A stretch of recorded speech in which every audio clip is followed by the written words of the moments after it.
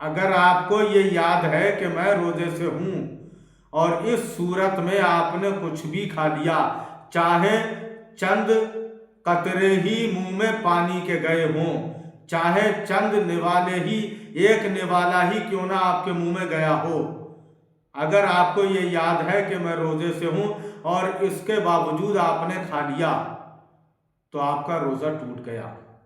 کھانے پینے سے روزہ ٹوٹ جاتا ہے جبکہ روزہ دار ہونا یاد ہو۔ حقہ، بیڑی، سگریٹ، پان، تمباکو وغیرہ کھانے سے پینے سے روزہ ٹوٹ جاتا ہے جبکہ روزہ دار ہونا یاد ہو۔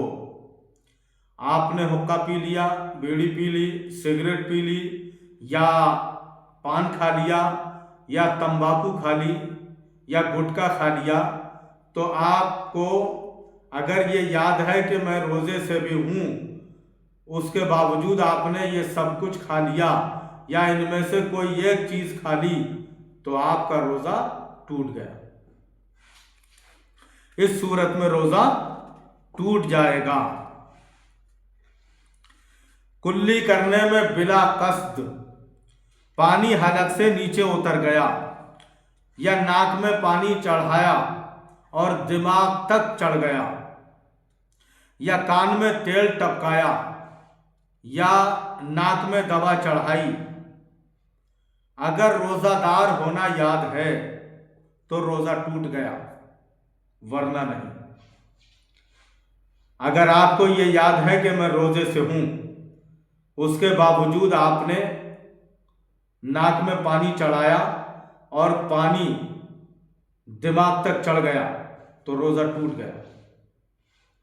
آپ نے کان میں تیل ٹپکایا، کان میں تیل چلا گیا، اور آپ کو یہ یاد ہے کہ میں روزے سے ہوں تو روزہ ٹوٹ گیا۔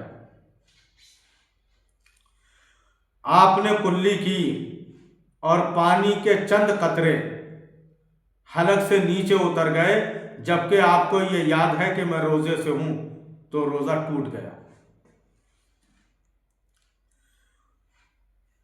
قصدن آپ نے منہ بھر کر قے کی، مثال کے طور پر آپ کے پیٹ میں کوئی گڑبڑی ہے یا آپ کے پیٹ میں کوئی ایسی چیز چلی گئی ہے جس سے آپ کو قے کرنا ضروری ہو جائے، تو آپ نے قصدن یعنی جان بوجھ کر قے کی ہے، اور قے بھی جو ہے وہ منہ بھر کر ہے، اور روزہ دار ہونا یاد ہے۔ روزہ دار ہونے کی حالت میں آپ نے ایسا کیا ہے تو روزہ ٹوٹ گیا۔ اور منہ بھر کر اگر قے نہیں ہے تو روزہ نہیں ٹوٹے گا۔ اگر آپ نے قصدن ایسا کیا ہے کہ آپ کو قے کرنا پڑ جائے تو اگر وہ منہ بھر کر قے ہو گئی تو روزہ ٹوٹ گیا، اور اگر منہ بھر کر نہیں ہے تو روزہ نہیں ٹوٹے گا۔ اور بلا اختیار قے ہو، منہ بھر کر نہ ہو تو روزہ نہیں ٹوٹے گا۔ یعنی بلا اختیار قے ہوئی، اچانک سے قے ہو گئی اور اس پر ہمارا کوئی اختیار نہیں ہے، ہم نے جان بوجھ کر وہ قے نہیں کی ہے بلکہ خود سے وہ قے ہو گئی، اور وہ منہ بھر کر نہیں ہے تو روزہ نہیں ٹوٹے گا۔ اور اگر منہ بھر کر ہے تو لوٹانے کی صورت میں ٹوٹ جائے گا، ورنہ نہیں۔